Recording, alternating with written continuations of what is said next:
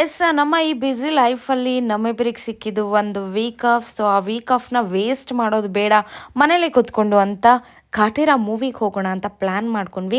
ಮಂತ್ರಿ ಮಾಲಲ್ಲಿ 7 o'clock ಟಿಕೆಟ್ನ book ಮಾಡಿಕೊಂಡು ನಾವೀಗ ಹೋಗ್ತಾ ಇದ್ದೀವಿ ಮಂತ್ರಿ ಮಾಲ್ಗೆ ಕಾಟೇರ ಮೂವಿನ ನೋಡೋಣ ಅಂತ.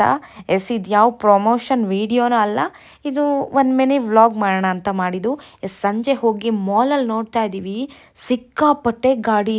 ನಮ್ಮ ಗಾಡಿ ನಿಲ್ಸಕ್ಕೆ ಜಾಗ ಇದೆಯೋ ಇಲ್ವೋ ಅಂತ ಅನಿಸ್ಬಿಟ್ಟಿತ್ತು. ಹಾಗೋ ಹೀಗೋ ಗಾಡಿನ ನಿಲ್ಸೋಕ್ಕೆ ಒಂದು ಪ್ಲೇಸ್ನ ಸರ್ಚ್ ಮಾಡಿ ಗಾಡಿನ ನಿಲ್ಸಿದ್ವಿ. ಸೊ ಯಾವಾಗಲೂ ಮೂವಿ ಅಂತಂದಾಗ 10-15 ಮಿನಿಟ್ಸ್ ಲೇಟ್ ಆಗ್ತಿತ್ತು, ಬಟ್ ಇವತ್ತು 10-15 ಮಿನಿಟ್ಸ್ ನಾವು ಬೇಗನೆ ಹೋಗಿದ್ವಿ. ಎಸ್ ಅಲ್ಲಿಗೆ ಹೋದ ತಕ್ಷಣ ನನಗೆ ಕಾಣಿಸಿದ್ದು ಕೋಕ್ ಹಾಗೆ ಪಾಪ್ಕಾರ್ನ್. ನಾನಂತೂ ಅನ್ಲಿಮಿಟೆಡಾಗಿ ತೊಗೊಂಡ್ಬಿಟ್ಟೆ.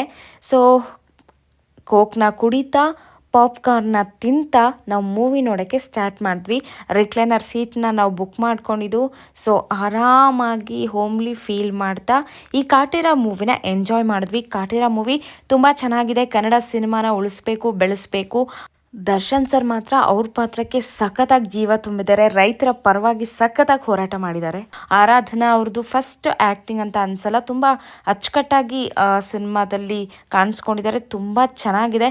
ಪ್ರತಿಯೊಬ್ಬರು ಅವರವರ ಪಾತ್ರಕ್ಕೆ ಜೀವ ತುಂಬಿದ್ದಾರೆ. ಸೊ ನೀವು ಕೂಡ ಹೋಗಿ ಕಾಟೇರ ಇನ್ನೂ ನೋಡಿಲ್ಲ ಅಂತಂದರೆ ನೋಡಿ, ಮಿಸ್ ಮಾಡ್ಕೋಬೇಡಿ. ಎಸ್ ಕಾಟೇರ ಫಿಲಮ್ನ ನೋಡಿಕೊಂಡು ನಾವು ಮನೆಗೆ ಹೋಗ್ತಾ ಇದ್ದೀವಿ. ಮನೆಗೆ ಹೋಗುವಾಗ ಟೈಮ್ 10:15 to 10:30 ಆಗಿತ್ತು.